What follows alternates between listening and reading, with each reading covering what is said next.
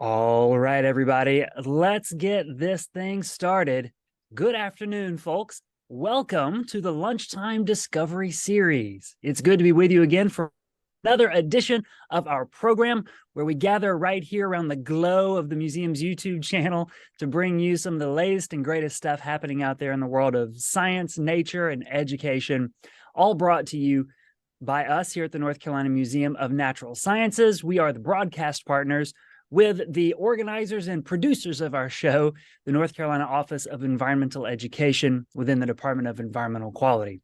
Most Wednesdays at noon, we are right here in your feeds and on your screens, ready to meet interesting people with really cool and interesting stories and things that they can share with us to make our lives and work lives hopefully all the better. And today, I think we're going to be doing a little bit of that work again, so that I'm really glad that you're all here. Now, of course, as always, the Lunchtime Discovery Series is an interactive program. That means right now, I would love to see everybody who's watching, log into your YouTube, jump in the chat, and then you can just drop like a little waving hands emoji to let me know that you're there and tuned into today's program.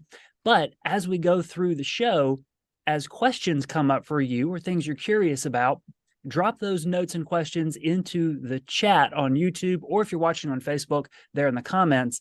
That way, when we get to our audience Q&A segment after the presentation, I'll have your questions queued up and I can bring them right into the program and ask today's guest speaker. So in that way, we not only sit and listen to some really smart people, but we get to ask them questions as well. And that's what really makes the Lunchtime Discovery Series, I think, such a great resource that we have here in the state of North Carolina. With all of that said, we should probably meet today's guest and get our presentation going. Today's guest is Dr. Kim Allen. Dr. Allen is a director of academic programs within the College of Agriculture and Life Sciences at the lovely North Carolina State University and joins us now. Hey, Kim. Hi, Chris. Thanks so much for having me. I'm really excited to be here today. I am so glad that you could join us, and I am very excited for your presentation. Well, awesome. I will go ahead and share my screen and let me know if you can see that okay. Looks good. Awesome. So thank you for having me here. Welcome everybody who's logging on from all over. And this is kind of an unusual one for me. I'm very used to talking about my science. I go to lots of conferences and I do lots of presentations about my science, but I don't usually talk about my life. So what a fun opportunity to kind of talk about this zigzag approach to science and to academia that I have.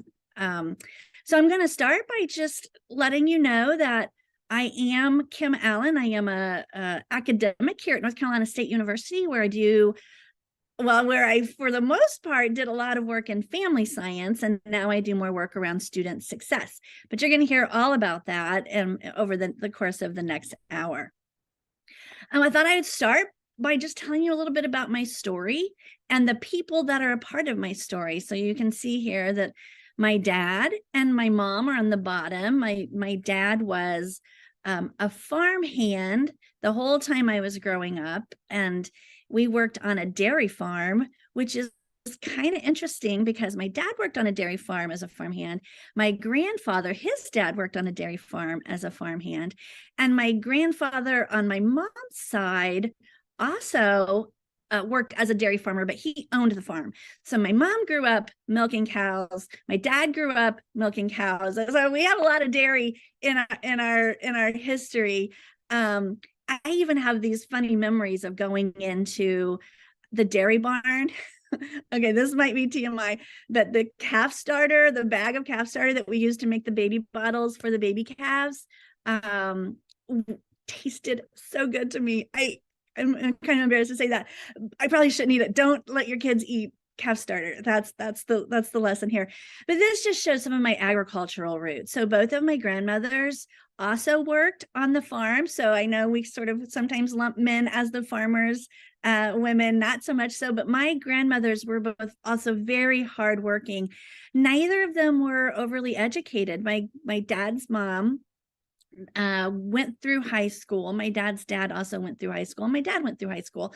My mom's mom got married when she was 14 and actually stopped going to school even before that. So she didn't have as big of an education. And my grandfather on my mom's side never learned to read or write. So I'm second generation literate.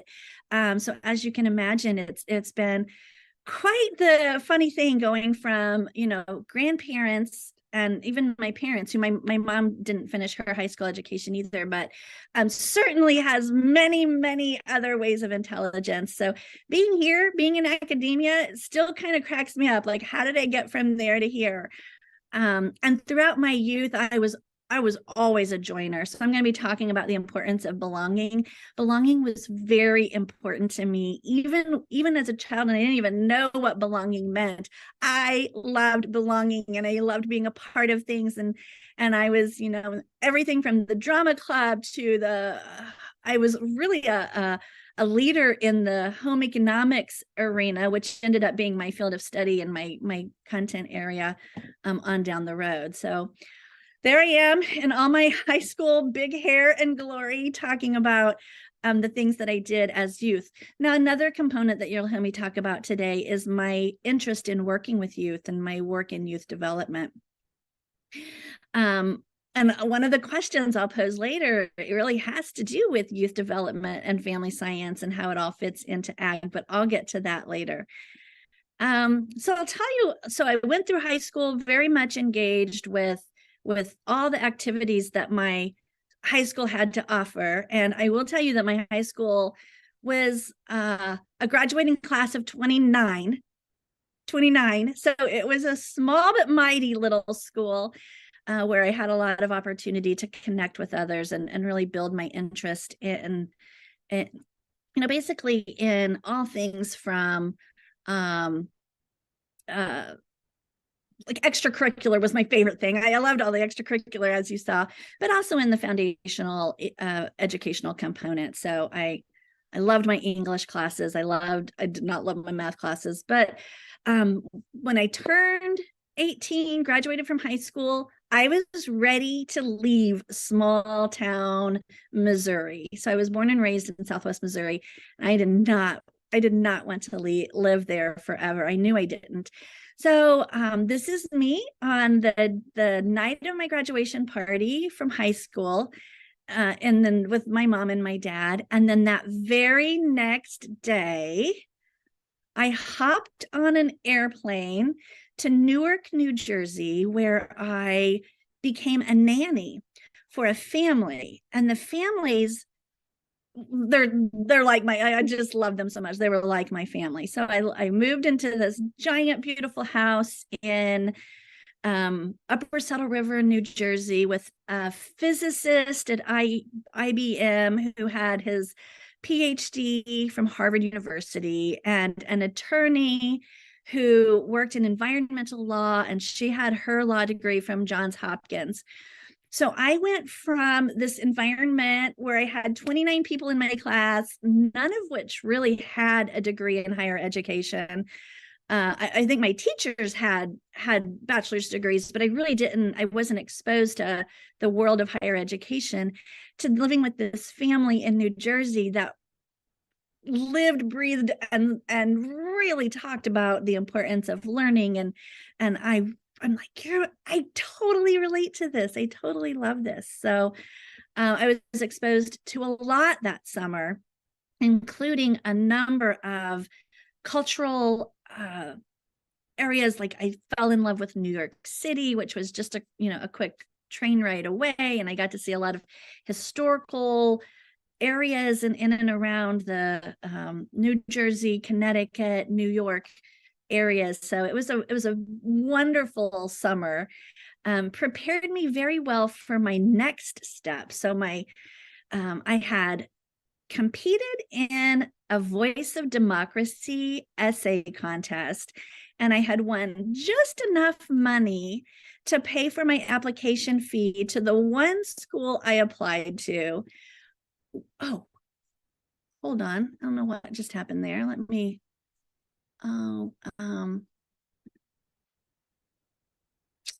well, shoot, hold on one second.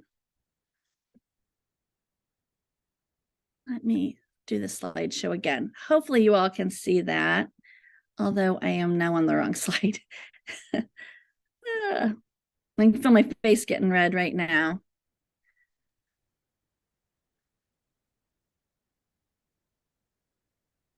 Oh, wrong way. I'm going to find it. No worries. The Lunchtime Discovery audience is a good one. We're appreciating your story. Although, while you're searching, I will say we did have one comment in the chat. Somebody wrote, "LOL, I ate calf."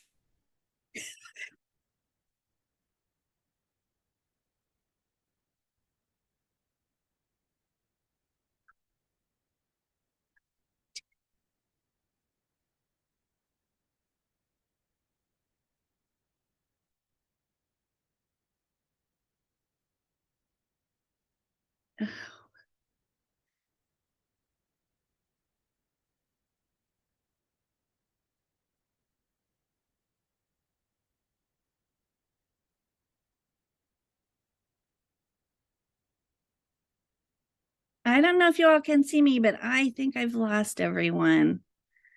Oh, okay. I'm going to hop out. Oh, maybe you guys can hear me. Okay, keep going. Everyone's saying keep going. So I am going to keep going. So I went to Cotty College. Cotty College is this tiny little college also in Missouri where I found my way. I found my way in academia, and I was able to hopefully y'all can see my text chat. Let me pull my text chat up. I was able to learn so many things about myself and about education, and this is really where I would say I got my start. And from Cotty, I fell in love with theater. And you're going to be like, what, how are you in agriculture if you're studying theater? And then not only did I study theater, I went on to New York University. So again, going from small little private women's college with 300 people, learning so much about myself, to this giant university in this giant city was dreamy. It was just everything I had hoped for. So I loved living in New York City. I studied film, I studied television, and actually still very much had a strong interest in youth and children. Kept my job as a nanny. I worked every weekend as a nanny with lots of different families and supported myself through school that way. Well, through that and student loans, which is a whole nother thing that we'll talk about another time. I had a chance working at Saturday Night Live, where I worked in the production unit that made those commercials, all the funny, like Amazing Laser commercials, or the parodies around commercials. So I was in the film unit, not the television unit, and had just a great time. That was around the time of Adam Sandler and Alan Cleghorn. That's some of my favorites. So that was really fun. And I also, because I still had a strong interest in youth development, I worked at MTV, but I worked in their documentary series. So we did a lot of documentaries. At the time, there was a lot happening around teen pregnancy. I think early 1990s was the time when the teen pregnancy rates were the highest since the 1940s and 50s. So did some work also on drug prevention there. So we did a lot of documentary work and really very much enjoyed my time. But every good film student in New York City aspires to be a filmmaker, not a television maker. I think things have changed. I think television is now on top, but at the time, film was on top. So I had so much fun learning all about television. And then what's next? I moved to Hollywood.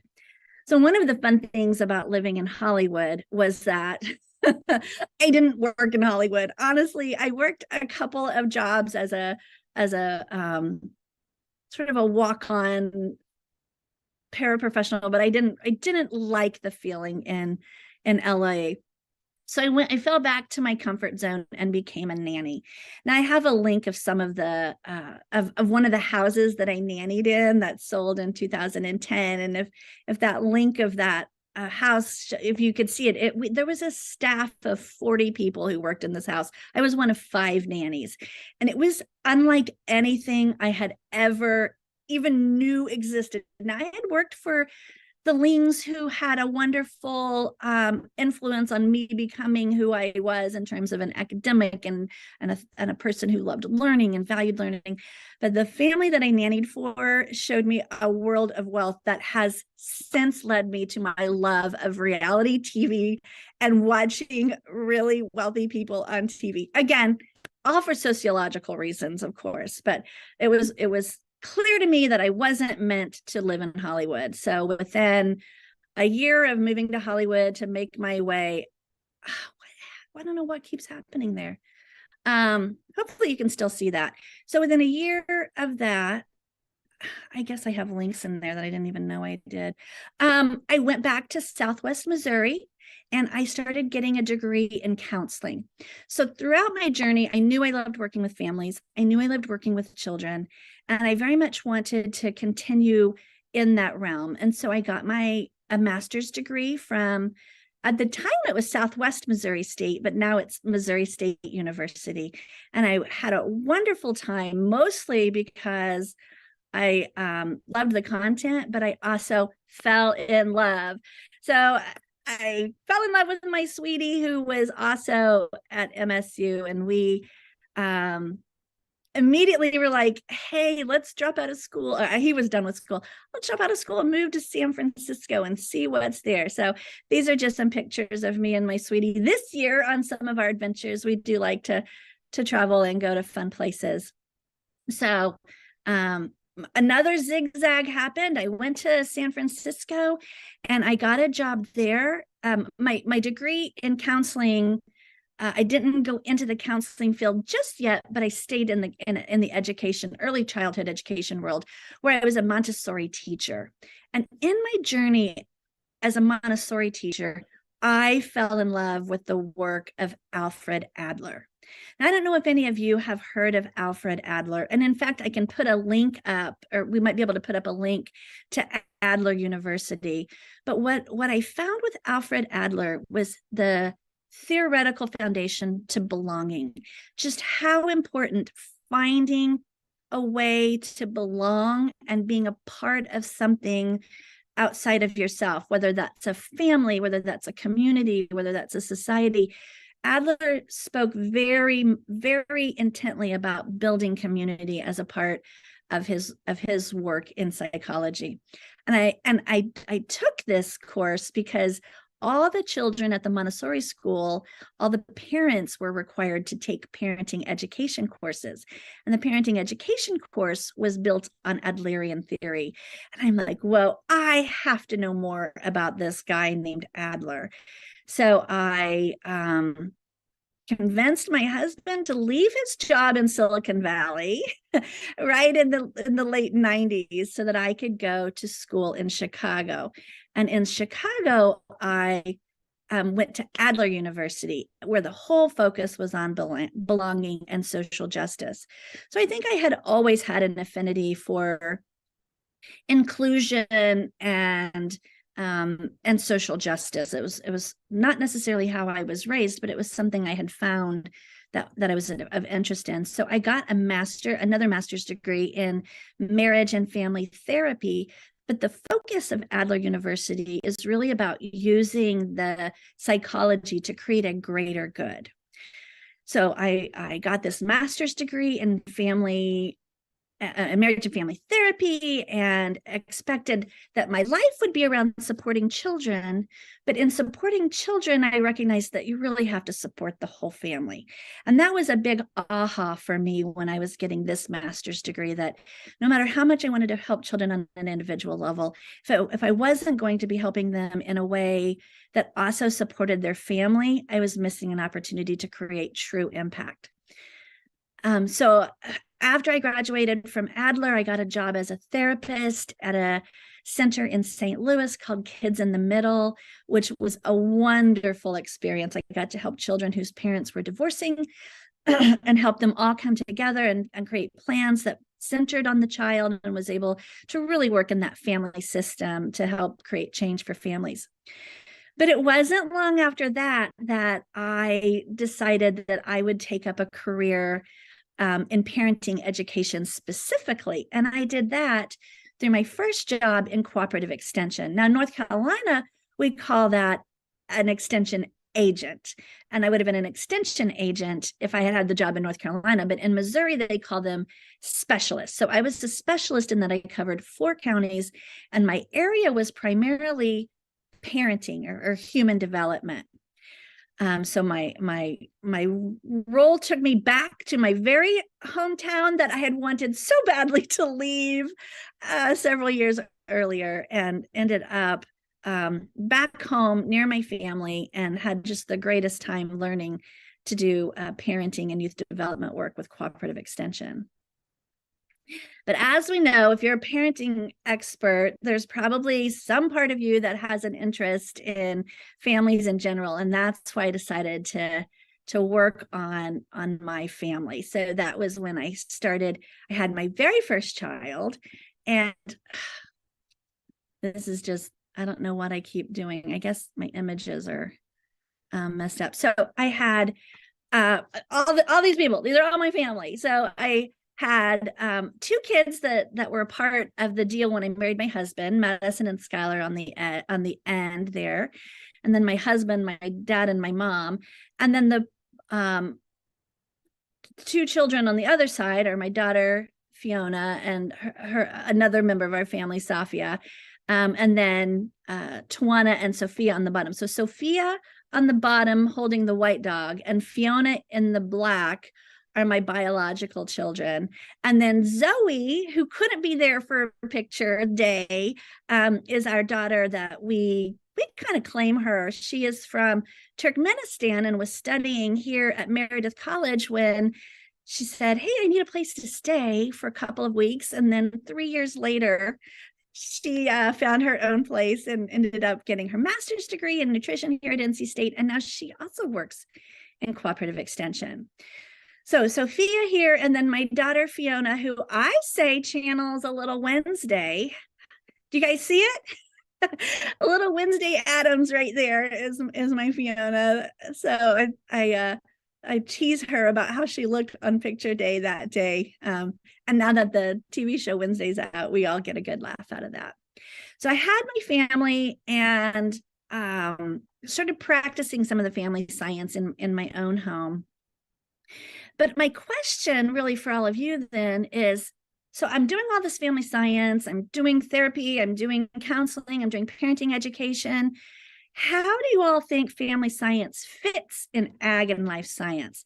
I don't know that we really can get the answer to that, but if any of you have an idea, how does family science fit in cows?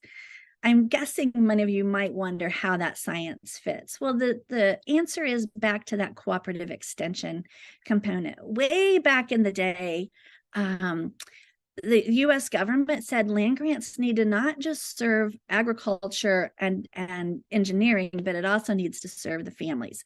So there was a big push in family and consumer sciences and in youth development so that the young people could learn, how to do many things. And that's where we got the start of 4-H.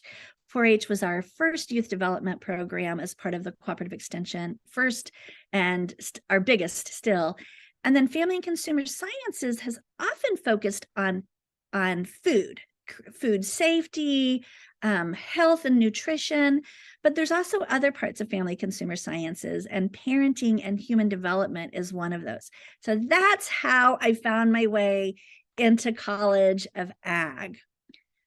And then some of you might wonder what family science is. And there's another link to the National Council on Family Relations that goes into some information about what family science is. But basically, it's just how it sounds. We in the family science work really hard on understanding the dynamics between families and providing resources, education, coaching, to help families implement those best practices so that they can have optimal family interactions and healthy family dynamics. So what that looks like is parents are often very overwhelmed. Now, I don't know if any of you are parents on the call, but if you are, I guess you've probably had times where you feel overwhelmed. Why can't my family just get along? What do I do now? And so the heart of what my career has been around up until recently is around helping families answer some of these questions. So my scientific background, as you have already heard, is really around parenting. And healthy relationships. I've done a lot of work with couple relationships. I've also worked in the youth development realm, particularly around historically marginalized youth and LGBTQ youth. And as you've heard, my background at Adler really put me in this area around belonging and diversity, equity, and inclusion. And the first degree that I became a part of as a teaching faculty was an online master's degree for youth and family sciences. So definitely did a lot around student success and graduate programs with that. So now I'm going to talk a little bit about my science. I am a scientist, so bear with me as I talk a little bit about that. But what's the difference between an educator, a counselor, and a coach? Think about that for a second. What might be some of the differences? I think we're all probably pretty familiar with educator and counselor. And we know coaches, have been around, especially in the athletic realm, but also executive coaching for quite a while. So if you want to know what the difference is, I'll kind of show you on the next slide. Okay, but I'm getting better at getting back on track, even though I'm going to have to figure out why all my, I guess I want to, anyway. Okay, so family life education, that's really about an expert model. The family scientist comes in a non-formal, but usually using a curriculum way, and teaches families, primarily adults, about family science best practices. Family counseling is often a collaborative partnership, but the counselor is seen as the expert. And those usually happen either one-on-one or possibly in group settings. As a family therapist, I worked with whole families. Again, the primary audience is usually adults, and it's about healing past events, working through things that happened in the past. And then finally, family coaching or family life coaching is more about a collaborative approach, but the family is the expert in their life, and the coach is the expert in the process. So these are often one-on-one group couples or even families. And we work with even young people. So coaching in youth arenas is really, really growing in popularity right now. But the focus in family life coaching is really about helping families or individuals reach their goals. So it's all about goal setting. So and over the past, yes. We did lose your slideshow. Oh, my slideshow is lost. Okay. Thank you for letting me know. I bet I need to reshare. So let me just share my screen here. All right. And then I'll show that. Okay. Can you see the slides now? Excellent. Thank you. Thank goodness for tech support and helpful collaborators. Thank you, Chris, for that. You'd think I haven't done a Zoom before, but I have done them for 15 years, pretty regularly. Oh, okay. So the essentials of coaching family, it's really about that partnership. We very much work with our families. We want to make sure that there's a lot of questions and not a lot of answers. Educators and counselors typically have answers, whereas coaches typically have questions. We have it's really the focus is on the performance and setting goals and helping our families reach those goals. So in terms of specifically family life coaching, it really blends two areas of study. It's that family life education or family science with coaching psychology. And coaching psychology is a growing field. You've probably heard of it. Positive psychology, which is really the foundation for coaching psychology. So here's how I kind of like to operationalize what it is that a coach does. So in your mind, you could also text chat it, but in your mind, describe the best educator you had ever had and how that person made you feel. Just think back for a second to your very, very favorite educator. This could be non-formal. This might have been your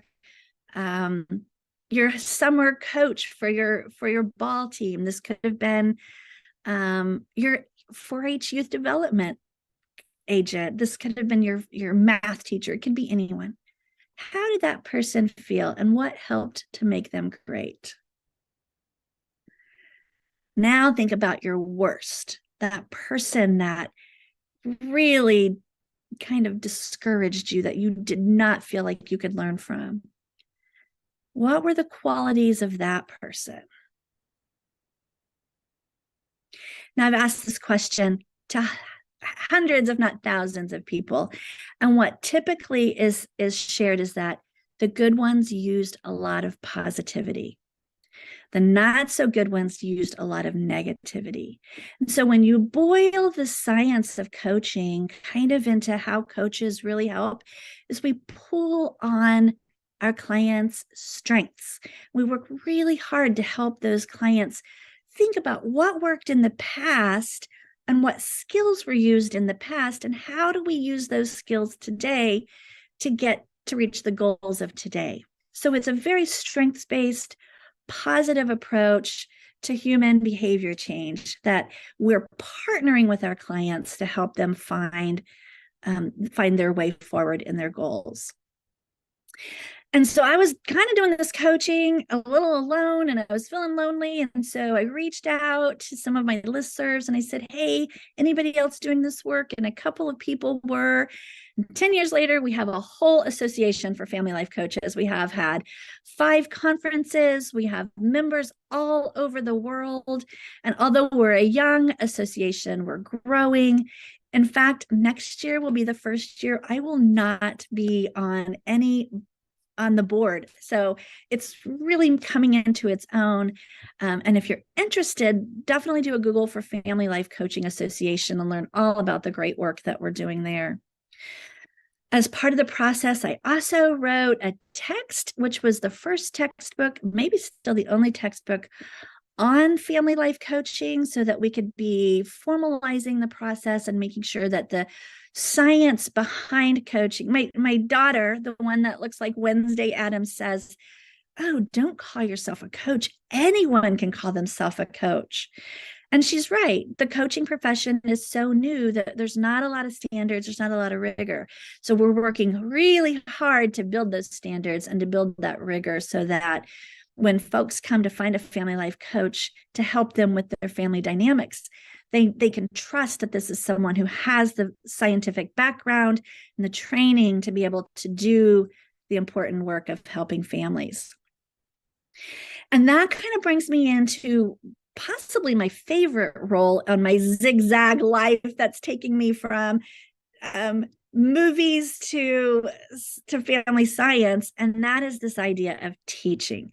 And my philosophy really falls into this idea of constructivist theory, that we do best when we're collaborating, when we're connecting with each other and creating social change.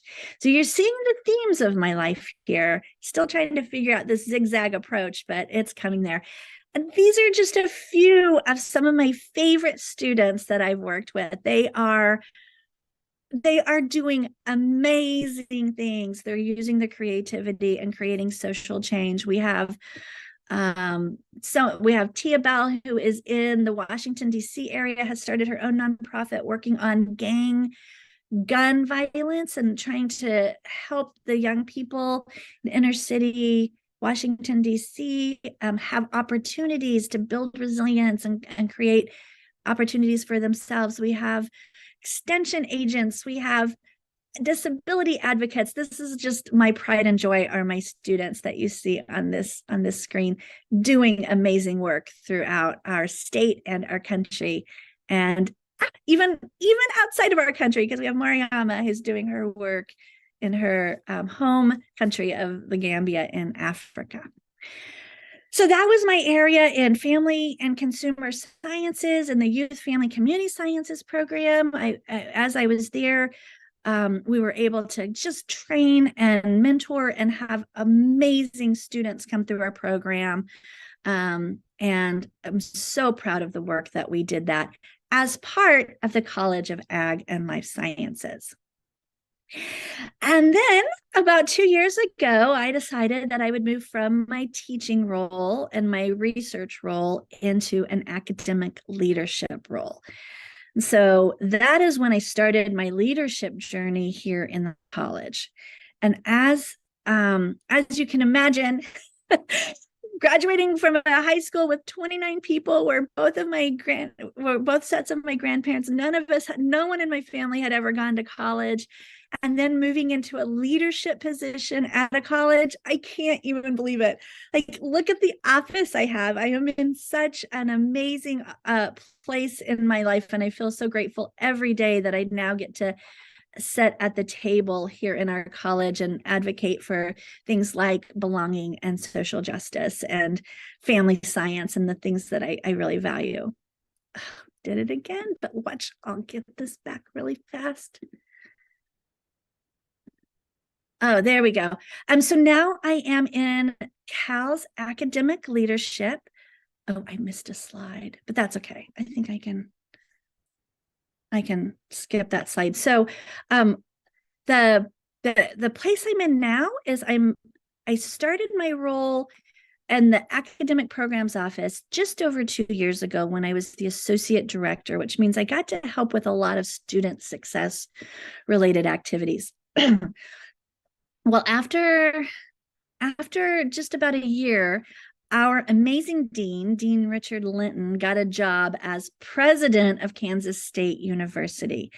So I was able to be a part of this transition where my boss, John Dole, who you see on this screen, then moved into the role of interim dean, and then I took on the role of interim associate dean. And what does interim associate dean look like, and what does that role do? Well, it really is about student success. And I'm so proud of the work that our whole team does here around student success. So it starts with our recruitment process, where students are possibly in middle school or high school, and our recruitment team is working with them to think about careers in agriculture and life sciences, and to be able to see themselves as a part of our PAC family. And then once they come here, we have our student services team that makes sure they have a wonderful orientation and they learn about the resources. Our team really focuses on strengths, and all of our students go through the Clifton Strengths training, and then we are able to build on that foundation of strengths to help our students find where they might fit in terms of a successful career. So we have our career services. We have our Ag Institute, which is our 2-year program that allows students to come in and get some real hands-on training, and they're able to leave in 2 years with the skills they need to go out in ag and life science industry and make a great difference. And then an area that we've spent a lot of time on recently is on wellness and mental health.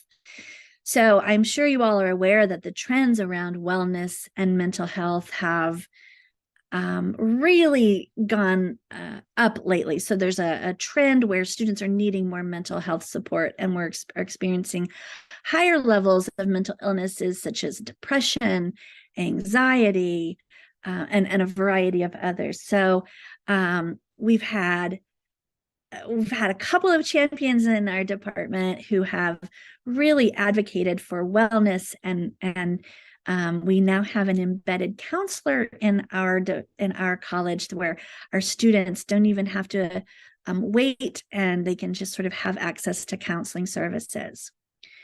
And I also just will encourage you to think about, what is student success?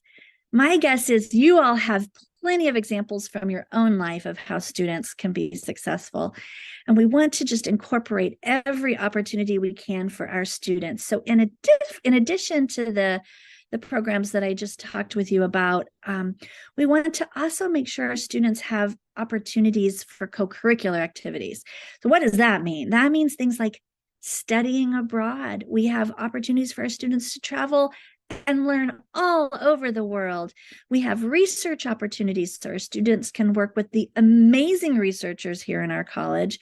We have extension opportunities. We have a program where students can get a summer internship in one of our 100 counties and the Cherokee Nation in Eastern Carolina, or in Western North Carolina, to be able to work with cooperative extension. So we have just a number of opportunities that can help students be successful. We did a focus group with our students last year and asked them how they define student success. And they said it is not about getting good grades.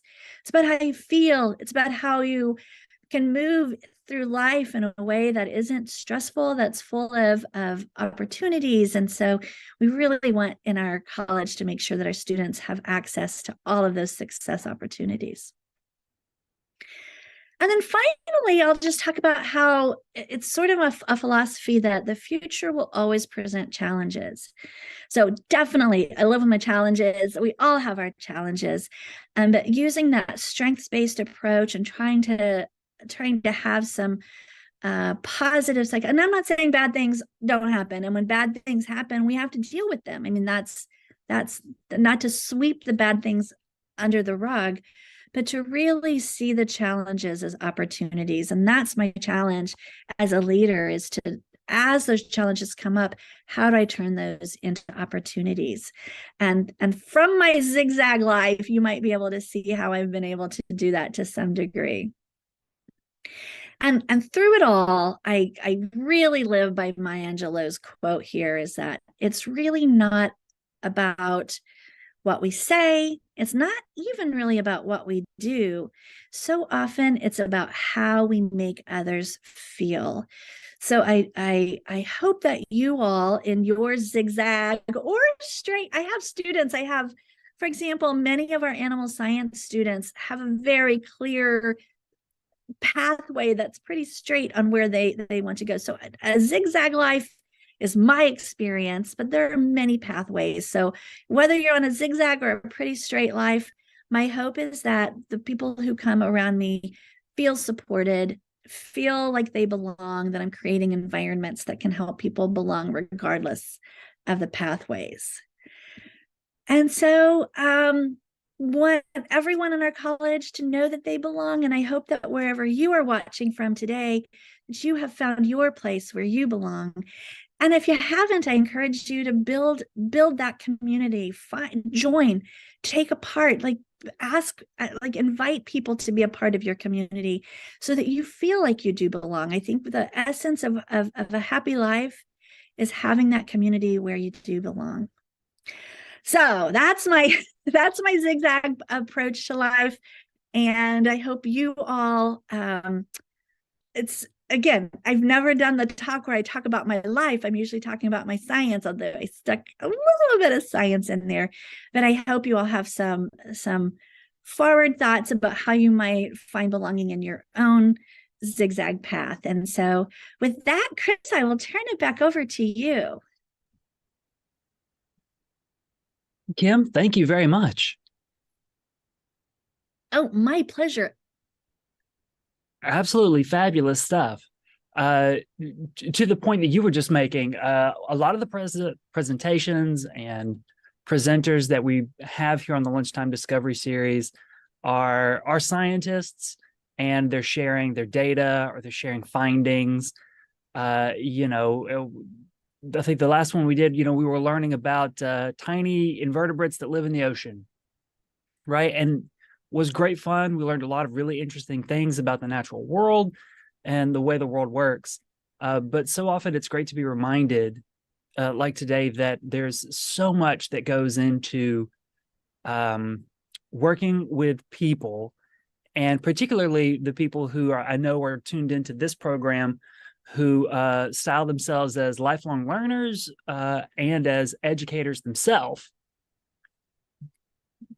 And what you were sharing here, I think, kind of gets at the heart of what so many of us who think of ourselves as formal or non-formal educators try to do for our audiences. Oh, I'm so glad you brought that up. I think we those of us who are in sort of the admissions world are seeing the trends that are coming, that we're going to have fewer and fewer college age students just because of the demographics. And so I think we have this, again, it could be a challenge, but also could be an opportunity to think about all those students who are maybe adult learners and who maybe didn't have the chance to get the education or the degree or the content that they wanted. So accessibility now through online education and through just different ways of providing education. Like here we are doing it over YouTube. Like that's amazing, right? So we're able to reach audiences that we maybe wouldn't have been able to reach in the past. And I think that's very exciting. Definitely, absolutely. So I want to remind folks, we've got a few minutes left in the program, so drop questions in the chat for us. Some are already coming in, and so I'm going to toss the first one to you now if you're ready. I'm ready. Bring it on. All right. Cindy, who works with us here at the Museum of Natural Sciences, writes, "We work with and mentor a lot of college interns. How should we be talking with our interns about their mental well-being?" Oh, gosh. Cindy, I am so glad you asked that question. And I think this is something that we're all kind of grappling with, right? Like, I think there's this idea that if I bring it up, am I introducing an idea that I shouldn't? And the answer is no. Bringing up mental health, bringing up wellness is actually like the best practices around that are, it is important that we bring up those questions, and we can be really straightforward and ask, how are you feeling? How, like what's going on in your life? And mentorship definitely is about learning the technical skills, but great mentorship is about taking that relationship from just a technical to a relational place. And so keeping the personal, not too personal, but keeping that person side as part of our mentorship. How are you doing? How are you feeling? If you start to feel overwhelmed, please come and talk to me. Let me know how I can be helpful. Talking about your own wellness activities. Like, I think we're in a culture where people brag about how many hours they worked last week. So one of the things we can do as a mentor is brag about the things we're doing to support our own wellness and our own self-care. So I think there's lots of ways, Cindy, that you can be introducing that, even if it's just, I'm really looking forward to the upcoming break because I'm feeling a little overwhelmed myself. So we can model that kind of language with our mentors. That's great advice. Yeah. I think about it too sometimes, and curious on your perspective, maybe, because you mentioned bringing a social justice lens to a lot of the work that you do in diversity, inclusion, and accessibility work as well. And that you called it person-side engagement. Yeah, person-centered. Yeah. Person-centered. Yeah. And that can do a lot to also improve inclusion and accessibility at an institution or in a program, because it's all of a sudden not about these historical efficiency or productivity measures that are pretty biased to one way of doing things in the world. Right. So I because I'm a Clifton Strengths trainer, I get access to some of the Gallup data, and Gallup does a lot of really interesting data around workplace everything, but also workplace wellness. And there's really some great strategies that a lot of industry and even like nonprofit and educational organizations can start to implement to focus on wellness.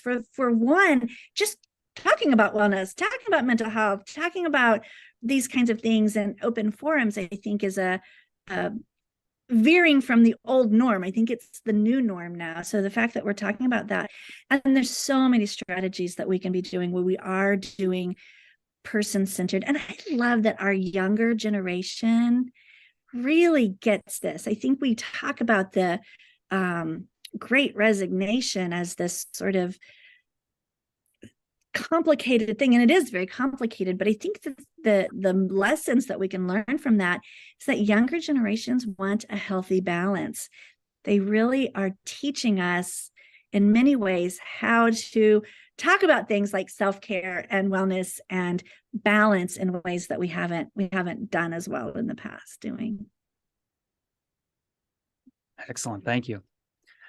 So a thought that's here in the chat, one of our viewers writes, if you, I'm going to summarize, if you have questions, ask. If you feel like you don't belong, there are probably others feeling the same way. Yes. I feel like that's a great comment that they've left, but also maybe getting over the hurdle of speaking up can be challenging. It really can. And if we're feeling isolated, it's even harder. Like, it's much easier to share ideas if you feel like you're already connected and a part of a community. So being able to sort of be brave might be talking to one person. It might be just creating one. I tell this to my kids who really had those formative years during COVID when they were home watching classes on Zoom. And I find that they're kind of struggling on how to, like, now that I'm back in the real world, how do I initiate these conversations? And it is sometimes just one-on-one, taking time and finding a common interest and making comments about that, starting conversations, inviting someone to do something. I think there's a book called Bowling Alone, which talks about our tendency where many of us are moving farther and farther away from the nuclear family. So we don't have that family close by that we used to have. So we have to create that ourselves. So, it could just be having one conversation, but it's not. And for some people, it might be easy. I have high woo. It's easy for me to talk to other people for sure, but that is not true for others. So you just got to find your spot, find your person that feels safe. And if there's really a sense that the organization that you're in is not a community, is not connected, that might even be something that you could even talk with, if it's a safe environment, talk with the your supervisor, and see if they have ideas. And it could be a culture change from many directions, not just, I don't want to say the onus is on the individual feeling left out to create change. I'm just saying you can be empowered to create change, but the organization also hopefully is taking a pulse on that and creating belonging in the organization. Excellent. Another great question came in. We're talking about belonging. Any advice on handling imposter syndrome when working with others, especially as an educator? Yeah. Any advice? I could use some advice. I feel like I have imposter syndrome a lot. I think the older I get, the less I have it. So I think I don't have a great answer. But I'll talk from my own experience. I remember when I first got into academia, like when I was at the community level, and when I was a therapist, I didn't have imposter syndrome as much as when I came into academia. And I heard, all of my colleagues were like, well, my aunt was a professor here and my dad was a professor. Like, they all came from very high pedigree and very educated families. And I'm like, how am I here? Why am I here? And so I think it kind of just took me looking at my own evidence of performance and seeing, well, look, I'm writing and getting grants. I'm teaching my students. I'm having successes in my own way. So even though my path was zigzaggy and I got here in a different place, try to look at it a little kind of kind of from the analytics and say, that's how I did it. I'm like, well, look, if I'm having the same outcomes as my peers, then maybe it's okay that my path was a little different. Also, I think especially first generation students, we're kind of starting to help them find each other. But I think also finding first generation colleagues can also be helpful, because I feel like first gen is often where imposter syndrome, I think it can come in many places, but I think those of us who were the first ones to venture into this world, it can feel very much like, if I'm in a science or I'm in a industry and I'm the first person from my family to do that, but I can find somebody else that's their first person in their family, then that's another way to build that connection and maybe help get. I don't have a great answer. I'm just rambling. No, it sounds great. Sounds great. I think that there's great advice in there. Great experience. Okay, probably the last one here. Get the last question. Some folks want to continue online and virtual connections. Others want to go back full in person. Others want it hybrid. How do we serve or connect with them all? Yeah, I think that's the topic of leadership across the board. Many of those of us who are, I mean, like it or not, we're most of us are in a hierarchy where someone makes the decision about what work life is going to look like. It's usually at the supervisor level, not at the individual contributor level. And I think we do all need to think about that. I think there's so many precipitating factors that impact that. Like, for example, in our office, we're student facing. Students need to have a place to come in and get their questions answered and get the support they need. So we have to be in person, but we don't all have to be in person every single day. So what we've done in our office is found a hybrid version where, so long as student needs are being met and we can kind of work the schedule, our folks are in the office usually around 3 days a week, and then remote 2 days a week, making sure that the needs are being met. So I think it kind of depends on the different organizations. I don't think there's ever going to be a one path fits all, like maybe it was before COVID, where most of us were in person most of the time. I think it's going to be a little more mixed up, probably more hybrid in the future. Okay, they clarified too. That's great. Also about tips or advice for us as educators and non-formal educators as we reconnect with students and families and audiences post-pandemic. Gotcha. Well, that I think is an excellent question as well, because I think what we found out during, what we kind of knew before COVID, what we definitely solidified during COVID, is that communication is more important in asynchronous and distance than it is even in person. And in person, there's all those informal hi, wave as you go by. There's those bids for connections that can be immediately met.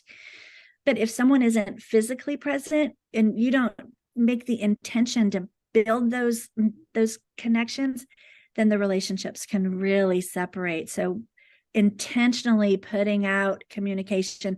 Hey, I was just thinking about you, or, oh, I just saw, like, I'm very quick to be like, oh, I saw this article, I thought you might enjoy. So little bids for connection through communication, I think, is key for keeping those relationships intact. Which is why we gather here every Wednesday at noon in this format, in order to get everybody together and make the opportunity for anyone tuning in to post questions, have conversation, even in this digital way. At least that's what I think. Dr. Allen, thank you for being with us today. It's been my pleasure. Thank you so much for having me here. Folks, thanks for tuning in to today's edition of the Lunchtime Discovery Series. It was wonderful. Glad that you could tune in. I'm sure everybody's leaving with something great, just great takeaways from today's presentation. Make sure that you check out naturalsciences.org. That's the museum's website, or the Office of Environmental Education's website. Oh my goodness, I forgot it. they will put their link, eenorthcarolina.org, gracious, in the chat, eenorthcarolina.org. There you can find the schedules for upcoming Lunchtime Discovery Series presentations, as well as more great events coming from the museum and the EE office. So great stuff is always happening out of both of our departments. And you're the kind of folks that I know want to be clued in and know what's going on. So I hope that I'll see you again here soon at the museum or for another Lunchtime Discovery series. Until then, everybody, continue to be well, take care, stay safe, do your part to keep your community safe, and we'll see you again next time. Bye, everybody.